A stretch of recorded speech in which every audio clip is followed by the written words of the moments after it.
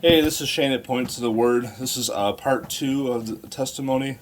So last time I was talking about like how I was talking to my grandma and just had doubts about God and stuff like that, and I didn't really get the answer I needed to the question I had. I probably didn't wasn't asking the right questions anyway. But in the Bible, it talks about in 1 Peter 3:15, it says, "But sanctify the Lord God in your hearts, and be ready always to give an answer to every man that asks you a reason for the hope that is in you with meekness and fear." And that is what was needed that I didn't receive. And that was the answer that I really needed.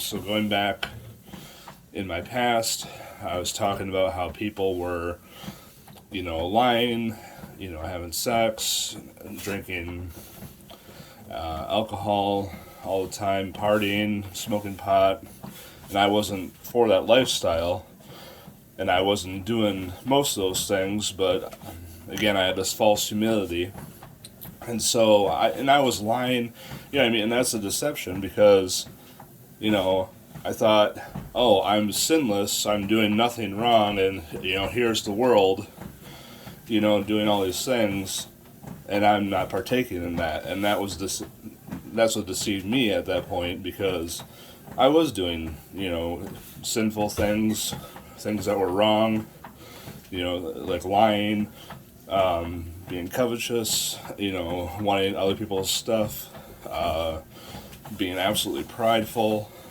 And that's still something that I struggle with to this day. I have to pray against it. I have to pray, and the opposite, to be humble and not be proud. Because God says, God resists the proud but gives grace to the humble. And I'm constantly praying to be humble.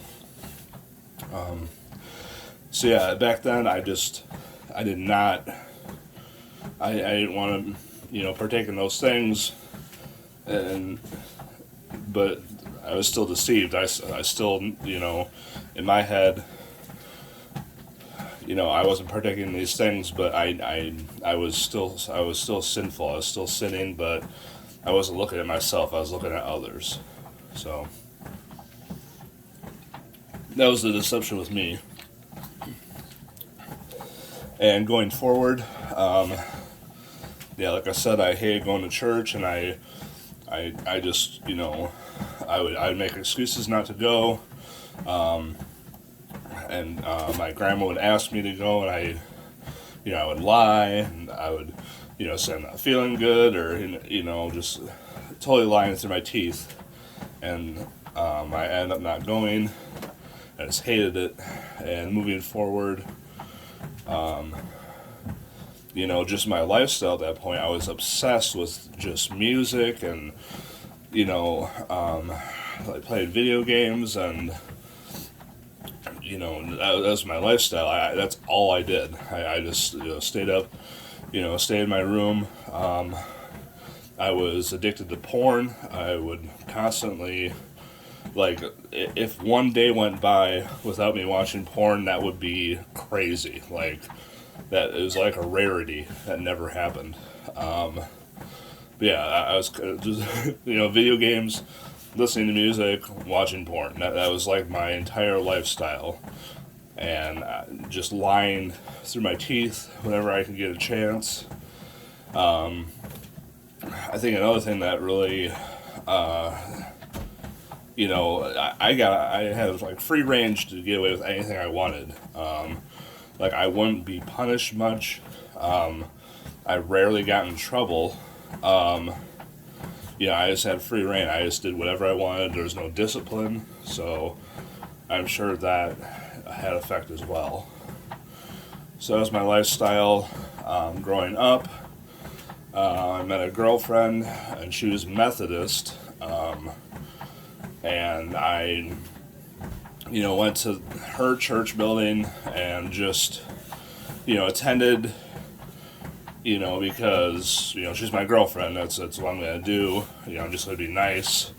So I went to that, and, nothing really changed. If anything, it probably turned me off more to it because I know she had to like, and this is dumb, like, I think the people there made her like wash dishes. Like, I don't know if she was like signed up to do it, but like, yeah, in the Bible, like it says, a cheerful giver. You know what I mean? Like, so you want to volunteer for those kind of things, not like, oh, it's your turn to do so, or you know what I mean? You're like forced. So, I heard stories about that like, oh, it's your turn to do dishes now, or something like that, and that turned me off.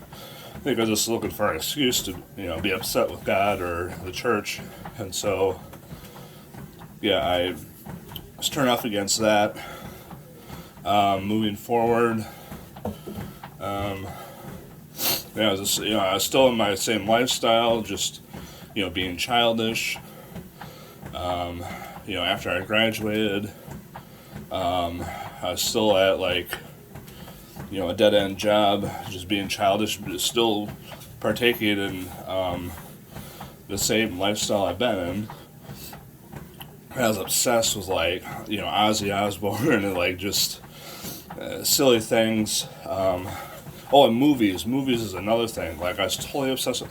I could like just watch the same movie over and over and over, just like horrible movies. Like, just I can quote everything in the movie because I've seen it.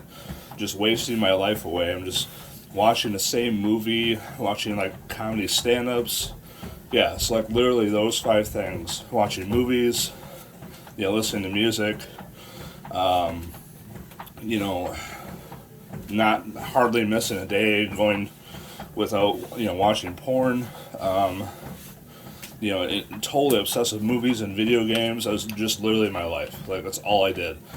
And I would hide like playing video games in front of my girlfriend at the time because I had this like facade. I wanted to fool and trick everyone around me. I wanted them to think a certain thing, and then, when everyone's gone, then I'll, partake in my lifestyle. You know what I mean? So everything was hidden, and once you read the Bible now, it makes so much sense. Everything will come up to the light. Everything's, you do your evil deeds in the darkness kind of thing. So, yeah, it makes total sense now. But looking back, it's, easy to kind of, what discernment God has given me. Like, it's easy to look back and see, oh, that's what that was, And so, yeah, I was just, hiding everything and not telling anyone. Of course, God knows all.